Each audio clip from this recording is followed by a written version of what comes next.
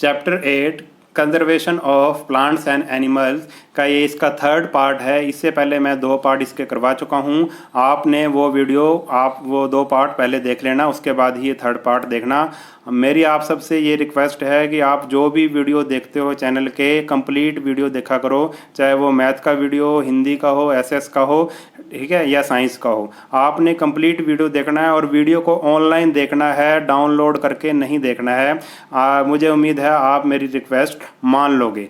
अब करते हैं हमने 2 पार्ट किए थे, अब थर्ड पार्ट में हम आ चुके हैं, फ्लोरा एंड फोना पर आ चुके हैं। इससे पहले मैंने आपको वाइल्ड लाइफ सेंचुरीज तक करवा दिया था। फ्लोरा एंड फोना क्या होता है? Flora refers to all plant life occurring in an area or over a time.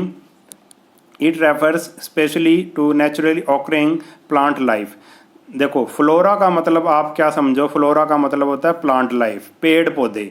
देखो, फ्लोरा से आप अगर याद करना चाहते हो फ्लावर, फ्लावर से आपको पता लग जाएगा कि भी पेड़ पौधों की बात हो रही है। फ्लोरा का मतलब होता है भाई जो उस एरिया में पेड़, किसी भी एरिया में जो पेड़ पौधे पाए जाते हैं, प्लांट पाए जाते हैं, उसी को ही हम क्या बोल देते हैं। और वो नेचुरली ऑकरिंग होते हैं, अपने आप लगते हैं, आदमी नहीं लगाता उनको, ठीक है, उसी को ही क्या बोलते हैं भाई? फ्लोरा कहते हैं। और फोना, फोना क्या है? ये फ्लोरा में तो आगे पेड़ पौधे और फोना में आ जाएंगे पशु पक्षी, ठीक है। Fauna is all the animal life of any particular region. किसी भी एरिया में जो एनिमल लाइफ होती है उसको फोना कहते हैं। Over a time the term fauna refers to a typical collection of animal found in a specific place or at a specific time. एक स्पेसिफिक प्लेस पे और स्पेसिफिक टाइम पे जो एनिमल वहाँ पे पाए जाते हैं उसको क्या बोलते हैं? फोना बोलते हैं। India has over 2000 species of bird. India में 2000 से ज़्यादा बर्ड्स पाए जाते हैं, स्पीसीज पाई जाती हैं बर्ड्स की। 500 स्पीसीज और रेप्टाइल की 500 स्पीसीज पाई जाती हैं। And amphibian and around 30,000 species of insect. और कीड़े मकोड़े की प्रजातियां कितनी हैं? 30,000 से ज़्यादा हैं, इंक्लूडिंग द कलरफुल बटरफ्लाइज। और कलरफुल बटरफ्लाइज उसमें शामिल हैं, ठीक है। कलरफुल बटरफ्लाइज माने जो रंग बिरंगी तितलियां भी उनमें शामिल हैं। इंडिया में ये सब चीज़ें पाई जाती हैं, फोना में आ गई थी ये सारी चीज़ें, ठीक है। अब पढ़ेंगे हम रेड डाटा बुक। ये क्या होती है? रेड डाटा बुक क्या होती है इसके बारे में हम पढ़ेंगे। The IUCN, I means International Union for the Conservation of Natural and Natural Resources, maintain an international list of animal and plants whose continued existence is getting threatened. देखो, international एक संस्था है, उसने क्या किया है भाई? ऐसे जानवरों की और प्लांट की क्या बनाई है? एक लिस्ट बनाई है जो खतरे में हैं, जो ख़त्म हो सकती हैं, ठीक है। The list is published in the form of red data book. और उस लिस्ट को, उन जानवरों और जो पेड़ पौधे हैं उनकी लिस्ट को किस में डाल दिया गया है? एक बुक में डाल दिया गया है और उस बुक को नाम दे दिया गया है रेड डाटा बुक, ठीक है। उस रेड डाटा बुक में जितनी भी जो भी नाम हैं पेड़ों के और पशु पक्षियों के, वो क्या हैं? एक तरह से खतरे में है, उनको बचाना जरूरी है। The species are classified into different category. और जो भी स्पीसीज हैं उनको अलग अलग कैटेगरी में क्लासिफाई कर दिया गया है on the basis of risk of their. जितना मतलब रिस्क, या मान लो किसी जानवर को ज़्यादा रिस्क है तो उसको अलग कैटेगरी में डाल दिया गया, किसी को कम है तो उसको अलग कैटेगरी में। Each red data book usually deals with a specific group. और हर एक रेड डाटा बुक्स में क्या है? अलग अलग ग्रुप हैं ऑफ एनिमल और प्लांट के। These books are now being published in different countries. और इन बुक्स को पब्लिश किया जाता है पूरी दुनिया में किया जाता है। And provide useful information on the threat status of different species. और उसमें क्या होती है भाई? यूजफुल इंफॉर्मेशन होती है किनके बारे में? उन स्पीसीज के बारे में जिन स्पीसीज पे क्या है? खतरा है, जो खत्म होने वाली हैं। When no member of species exist. जब किसी स्पीसीज का कोई भी मेंबर एग्जिस्ट नहीं करता यानी कि ख़त्म हो जाता है, or is presumed beyond reasonable doubt to have disappeared, जब वो डिसअपीयर हो जाता है, such a species is to be extinct. ठीक है, कुछ ऐसी स्पीसीज़ हैं जो आज से 200-300 साल पहले थी मगर अब वो ख़त्म हो चुकी हैं, अब वो इस अर्थ पे नहीं बची, एक भी उनकी ऐसा नहीं बचा जो वो हो। ठीक है, जैसे कि एक पक्षी है डोडो, ये डोडो पक्षी पहले होता था मगर अब ये पक्षी अब पृथ्वी पर नहीं पाया जाता। वो पक्षी क्या हो चुका है, एक्सटिंक्ट हो चुका है, ख़त्म हो चुका है ही नहीं वो। The dodo, passenger pigeon and Caribbean monk seal are some species that have become extinct. Extinct का मतलब क्या होता है भाई, ऐसे पशु पक्षी जो अब इस पृथ्वी पर नहीं है, ख़त्म हो चुके हैं।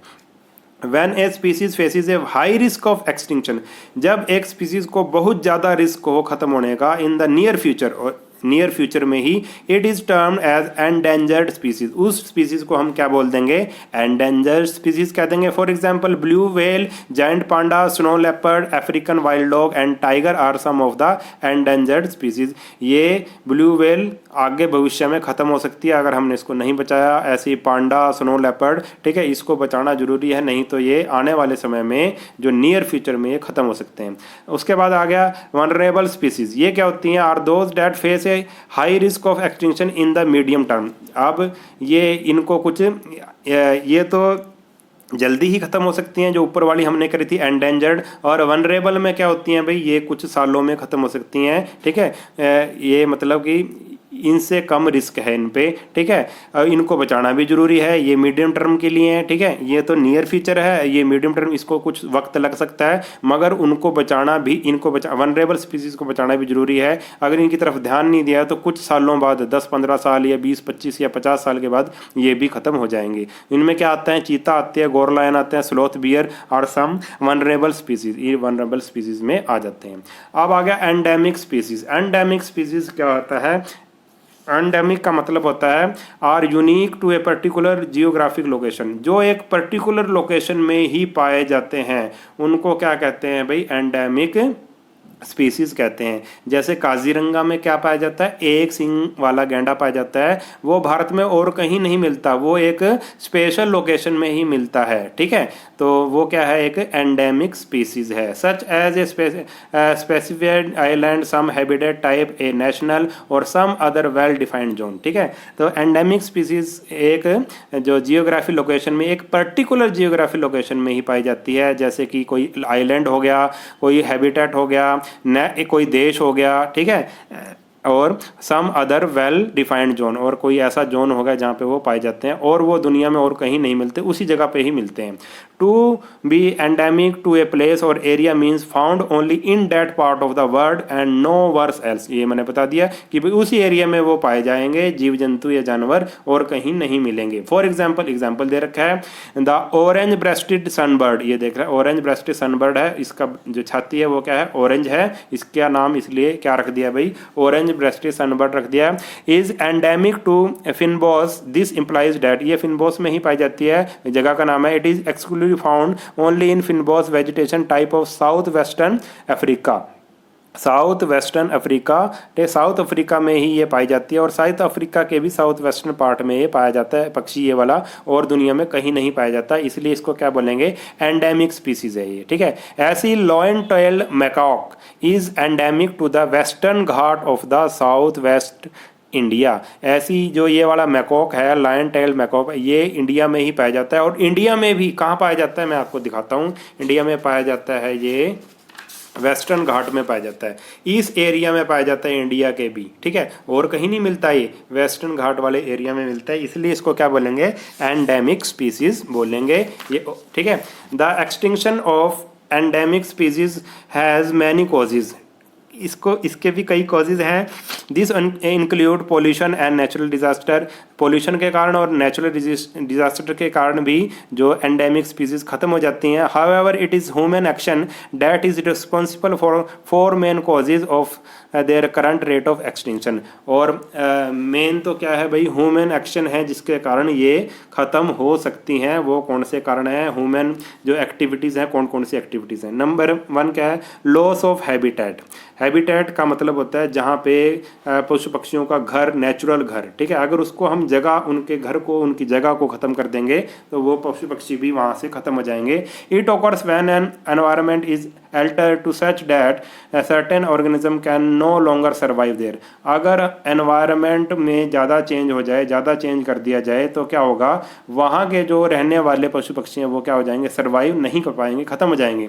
हैबिटेट लॉस में occur due to pollution. Habitat loss किसके कारण होता है, पोल्यूशन के कारण होता है, और डिस्ट्रक्शन ऑफ हैबिटेट, और उस हैबिटेट को, उस जगह को अगर ख़राब कर दिया जाए, ख़त्म कर दिया जाए तो हैबिटेट जो लॉस हो सकता है, ठीक है, और वहाँ के जो पशु पक्षी हैं वो ख़त्म हो सकते हैं। नंबर दूसरा है over exploitation. Over exploitation occur when living organism are hunted. अगर उनको हंटेड कर दिया, शिकार कर दिया जाए उनका, extent that their population is not able to maintain itself even it was initially abundant. अगर उनकी मतलब किसी चीज़ की अगर ज़्यादा मात्रा है, मान लो किसी जंगल में हिरण बहुत सारा पाए जाते हैं, अगर हम उनका शिकार करना शुरू कर दें तो एक दिन ऐसा आएगा वो सारे हिरण ख़त्म हो जाएंगे, ठीक है। तो अगर ओवर एक्सप्लॉयटेशन कर देंगे तो भी, फॉर एग्जांपल पैसेंजर पिजन पाया जाता था once numerous in North America. North America में जो पैसेंजर पिजन नाम का एक पक्षी पाया जाता था, were hunted for food and are now extinct. उसको फूड के लिए शिकार किया जाता था उसका, और अब उसका इतना शिकार कर दिया गया उस पक्षी का कि अब वो एक्सटिंक्ट हो चुका है, ख़त्म हो चुका है, अब इस दुनिया में वो पक्षी नहीं रहा। थर्ड पार्ट है इसका introduced species, introduction of new species. अगर किसी जगह पे कोई नई स्पीसीज ले आएँ, ठीक है, नई मतलब किसी दूसरे देश से उठाकर वहाँ पे स्पीसीज ले आएँ, तो can have a significant effect of endemic species. वो वाली स्पीसीज उन जो लोकल स्पीसीज है, एंडेमिक स्पीसीज है, उस पर प्रभाव डाल सकती है। This is because the new species में प्रे, जो नई स्पीसीज वहाँ पर हम लेके आएंगे तो वो उनका शिकार कर सकती है जो वहाँ के लोकल स्पीसीज हैं, एंडेमिक स्पीसीज हैं, और compete the resources with the existing species, और वहाँ के जो रिसोर्सेज हैं उनके साथ क्या कर सकती है, कम्पीट कर सकती है, ठीक है। तो फोर्थ पॉइंट है इकोसिस्टम डिसरप्शन। अगर इकोसिस्टम को खराब कर दिया जाए, उस पर छेड़छाड़ की जाए तो उसका प्रभाव भी पड़ता है। The living organism in an ecosystem are often link together. This link might be a food chain, the pollination of plant by insect, bats, birds, or the shelter that plant provide for certain animals. Because of these links, the reduction in the population of one species can affect the population of other species। अगर ecosystem को हम disturb करेंगे, कुछ भी food chain को अगर ख़राब करेंगे या कुछ भी वहाँ पे गलत करेंगे तो क्या होगा, वहाँ की फूड चैन पे क्या पड़ेगा, इसका इफेक्ट पड़ेगा, और एक बार फूड चैन पे इफेक्ट पड़ेगा तो वहाँ की स्पीसीज पे भी बहुत ज़्यादा उसका इफेक्ट पड़ेगा, ठीक है।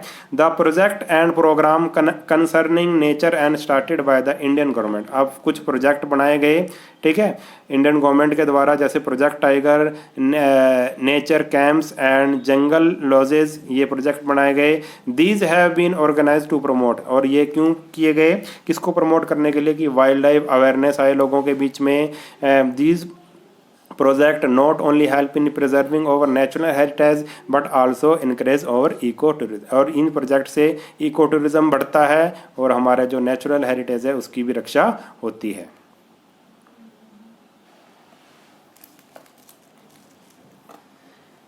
ये देखो, ये डोडो की वो दिखा रखी है, डोडो एन एक्सटिंक्ट बर्ड है, ये एक एक्सटिंक्ट बर्ड है, अब ये इस दुनिया में नहीं रहा, इस पृथ्वी पर अब ये नहीं पाया जाता।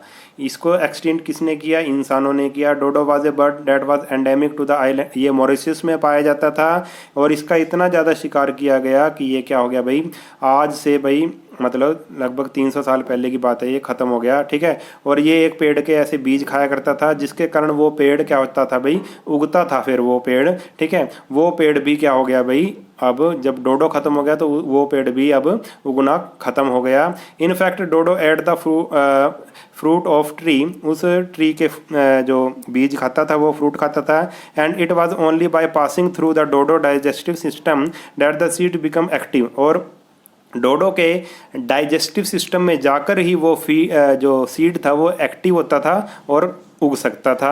Luckily some people discover that domestic turkey, फिर लोगों ने वहाँ के लोगों ने क्या किया, जो डोमेस्टिक टर्की है, वहाँ पे एक टर्की पक्षी पाया जाता है, अब वो could also do the sufficiently, अब वो डोडो की जगह वो ये काम कर सकता था और वो पेड़ दोबारा से अब वहाँ पर उगने लगे। अब वो टर्की पक्षी उन फ्रूट्स को खाने लगा और उसके जो डाइजेस्टिव सिस्टम से वो जो बीज हैं वो ग्रो होने लगे, ठीक है, और दोबारा से वो पेड़ लगने शुरू हो गए। तो उस पेड़ को क्या नाम दे दिया, डोडो ट्री दे दिया, ठीक है। तो ये डोडो एक ऐसा पक्षी है जो क्या है भाई, इंसानों के कारण ख़त्म हो गया। इसका इतना शिकार किया गया आज से लगभग 300 साल पहले कि ये पक्षी ही इस पृथ्वी से ख़त्म हो गया।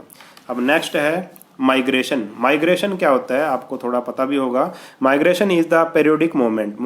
माइग्रेशन क्या है, एक समय के साथ एक मूवमेंट होती है पक्षियों की of a species of animal और बर्ड, या एनिमल और बर्ड इसमें क्या करते हैं भाई, माइग्रेट करते हैं, एक जगह से दूसरी जगह पर जाते हैं कुछ समय के लिए।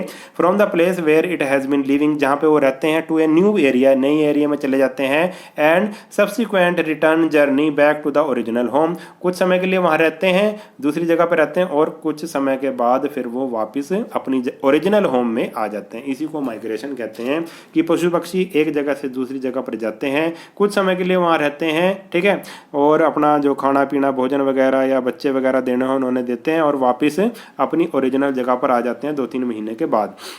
When animal and bird migrate, जब माइग्रेट करते हैं, it is usually to find abundant food and a favourable place to breed. अब वो माइग्रेट कहाँ करते हैं, जहाँ पे उनको क्या मिलता है, फूड मिलता है, और वो उनको ब्रीड करने का, बच्चों को जन्म देने का मौका मिलता है, वहीं पर वो जाते हैं, वो पशु पक्षी वहीं पे माइग्रेट करते हैं। The precise method by which animal navigate and know where to go are still obscure, ठीक है। अब इस मेथड का हमें अभी तक नहीं पता कि पक्षी कैसे इतनी दूर की यात्रा कर लेते हैं, दूसरी जगह पर कैसे चले जाते हैं और कैसे वापस आ जाते हैं, इसके बारे में अभी हमें क्लियर नहीं पता है। Bird have much sharper I site, ये कह रहे हैं कि भाई बर्ड की जो आई साइट होती है वो तेज होती है, एंड बेटर विजुअल मेमोरी, और विजुअल मेमोरी भी ज़्यादा होती है आदमियों की तुलना में। However a long distance flight they appear to navigate with the help of the sun and star. अब ये कह रहा है कि भाई ये सन और स्टार की मदद से, सूरज और तारों की मदद से ही नेविगेट करते हैं, अपने रास्ते का पता लगाते हैं और दूर दूर की यात्राएं करते हैं। Possibly in combination with reading of the earth magnetic field, और अर्थ मैग्नेटिक फील्ड का भी ये सहारा लेते हैं। This is achieved through a inbuilt magnetic compass. ऐसे माना जाता है कि भाई इनके जो शरीर के अंदर क्या है, एक मैग्नेटिक कंपास है पक्षियों के शरीर के अंदर, which is a tiny mass of tissue, ये छोटा सा एक टिश्यू है between the I and the brain.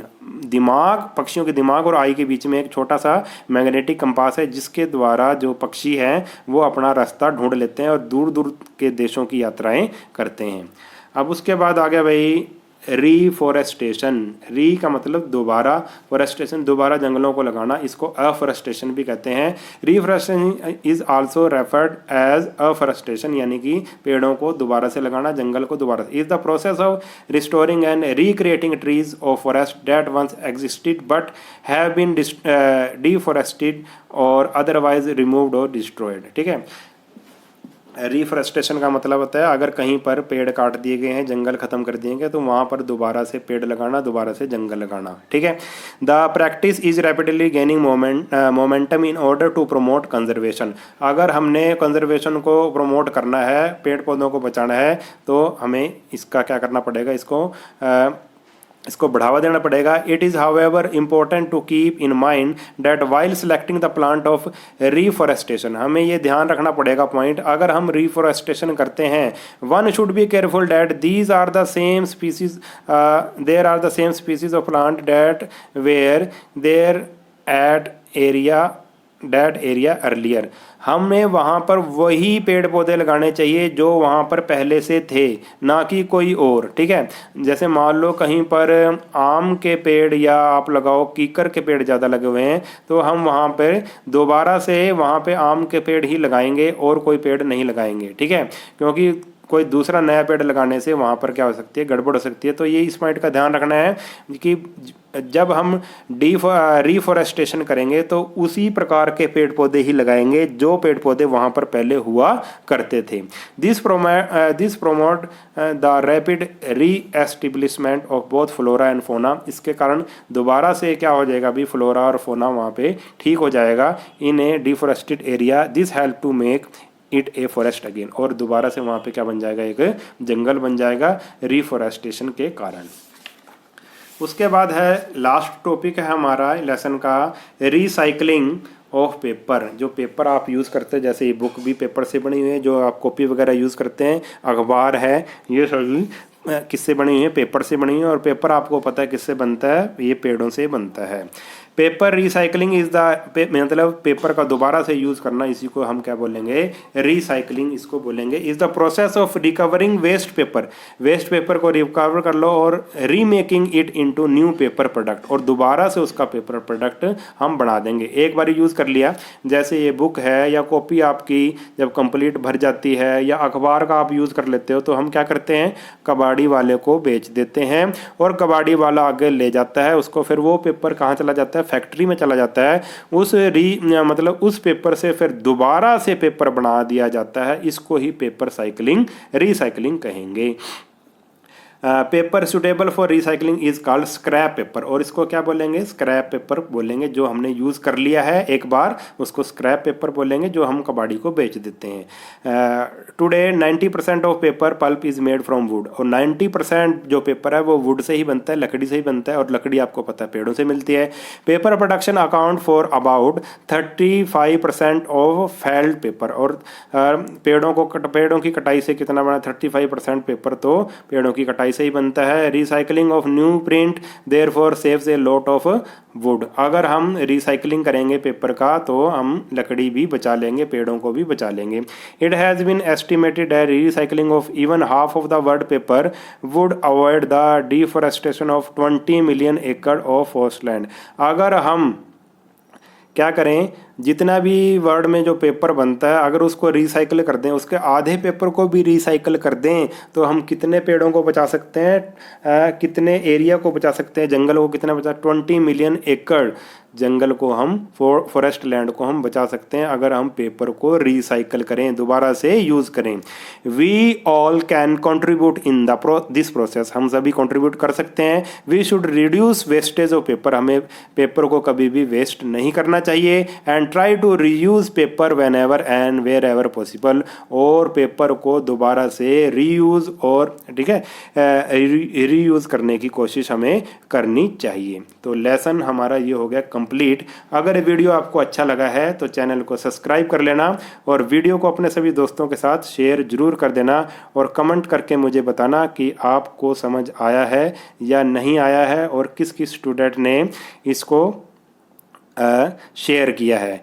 मिलते हैं नेक्स्ट वीडियो में, तब तक के लिए नमस्कार।